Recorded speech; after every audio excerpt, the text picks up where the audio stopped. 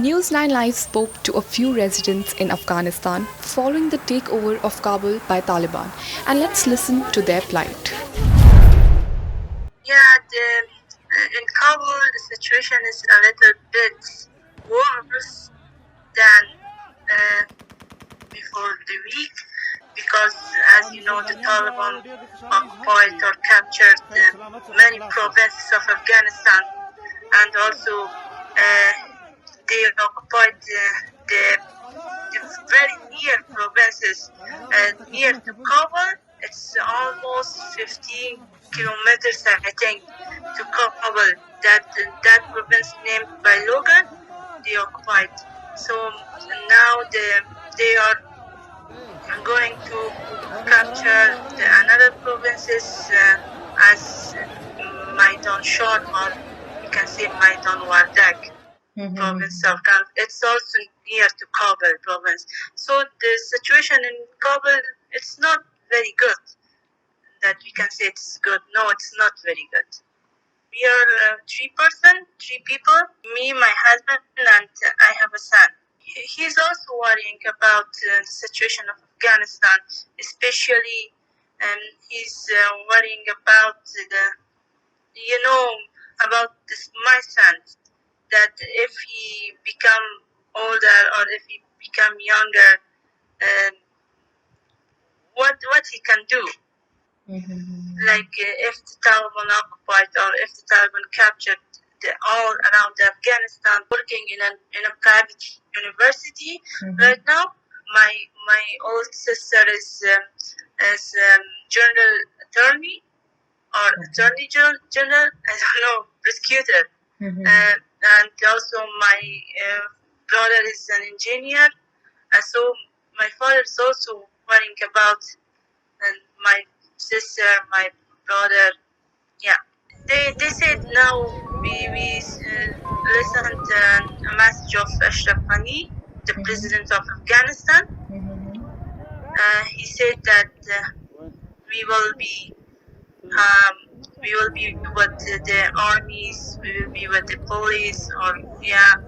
He just said that the people of Afghanistan did not worry about the situation. We will be here, and maybe the government did not accept that Ashraf Ghani resign, or yeah, he just leave or resign. Yeah, the life in Kabul is going normal before. Yeah, the women can work outside their homes. The women can be journalists. They are women activists. They are working outside the Kabul. They can conduct campaign for the women rights. Yeah, but these days it's a little bit worse.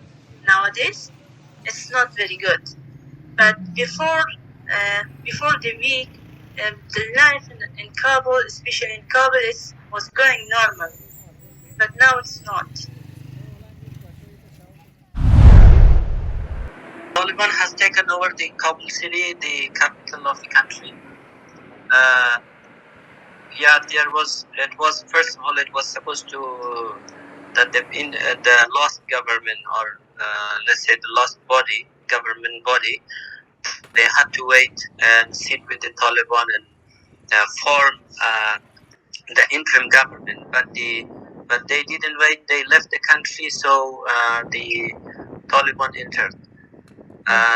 The initial argument was that the Taliban was not entering the city unless there was the interim government was formed. Yeah, but the interim government was not formed. The former government officials, including the President Ali, left the country.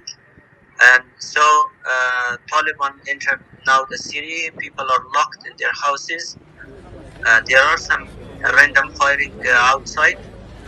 Taliban has said that we have entered because there are looting for looting of the public assets and buildings, and also, as well as of course, this disturbance to the families, to the households by different people. Yeah. Well, actually, we do not feel safe. We do not feel safe. We are in fear. I have communicated with my neighbors through phone that please, let's be coordinated whenever something is happening. There is no police around because police has been disarmed and they have fled away.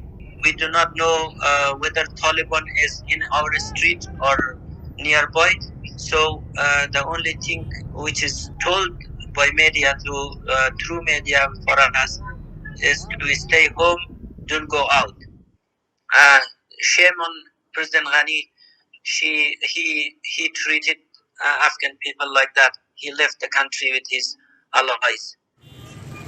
This evening towards Tajikistan, and the interim government was not, which was supposed to be announced. The head of the government, the ministers, they had to take the security of the city, but they didn't do that. They left the country, so Taliban came in. There is no interim government, and it is the government of Taliban. Well, actually, people are fear. They are scared. They do not know what to do. They do not have guns. They do not have anything to protect them. But we agreed to stay alert. We do not sleep this night so that our family sleep well. And if something happens in the street, so we will call each other in order to protect ourselves. A little bit far away, the Lutmars, we say those people are, let's say, the gangsters, the bad people, the criminals who have been freed from the jails. They entered to the public places like chief of police.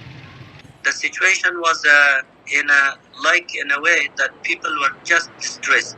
Every family around, they were distressed. They were not knowing what will happen. They were thinking that these gangsters or Taliban in the form of gangsters, criminals will attack houses for looting and lots of criminal activities. That is why we were fully under stress, and my wife was crying, and my son was crying. Same was the case with my neighbors, and we were not able to do what to do to whom we can take these concerns or whom we should call.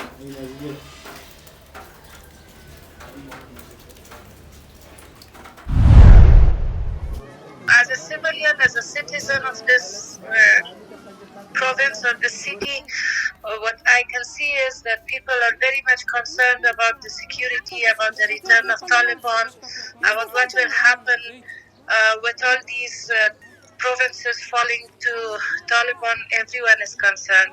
I can see that every day on social media, people are selling their home stuff, home appliances, and getting ready to get out of the country.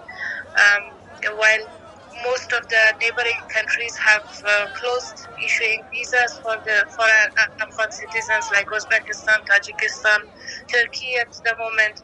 India only issues medical and educational student visa. Pakistan has stopped it. Iran has stopped it. So all the people are stuck. Now, what I heard today from my very close friends, and they have access or connections to people in high levels, they say that with the arrival of 3,000 US troops to evacuate the US embassy, the airport will also be closed for the next 3-4 days. Flights to two provinces, Balkh and Herat, have been suspended, and there are no flights to these provinces. So this is what is happening. I myself am very much concerned. I'm a women's rights activist and connected to a big group of women's rights group and women's rights activists, and we've been discussing since morning that what should we do now. The Taliban are just closed, and we don't know what's going to happen. As a woman who has worked for the government, who has worked for the international NGOs and specifically for USAID-funded projects, I just can see that when Taliban come, they find us out and they will kill us. In addition to that, even if they are fair to us and they don't kill us, we may remain in our homes and we may not have access to food or enough food. We will be just locked down in our homes like prisoners without any movement, without any work, without anything. If government had taken serious actions, if government was able to do to manage the fightings against Taliban in the last 20 years, or at least with President Ghani in the last 6 years, we wouldn't have faced this situation. The government does not have any intention to fight. Yesterday, we saw that the governor for Ghazni province just took his fancy car, his armed car, and he was traveling on the road without any hesitation or anything.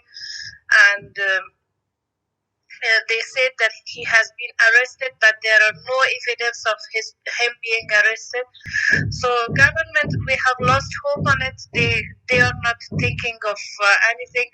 Another thing that I have heard is that President Ghani has asked the passport directorate to stop issuing passports for the people for the next 40 days. And he has also sent a letter to the embassy of Turkey to stop issuing visa for Afghans. In any province, any district that Taliban has taken over, they have closed the girls' schools. Boys are going, but girls' schools have been closed. My two daughters, I'm living with my two daughters. They are also very concerned about their future. We are hearing a lot of other information like women are being used as sex slaves and forced to marry the Taliban. Although these news have not been verified, but to some extent they are true. Some people have said that they have seen these in their provinces and districts. My daughter is, my younger daughter is in 11th grade and it's exams, midterm exams. And she was saying, why should I study if I am not going to continue school and if I'm not going to receive the degree of graduation, even if I'm not sure whether I will be alive or not. So this is something that we are facing right now. They were just crying when we were having lunch. Just an hour ago. So we decided that we are ready to die.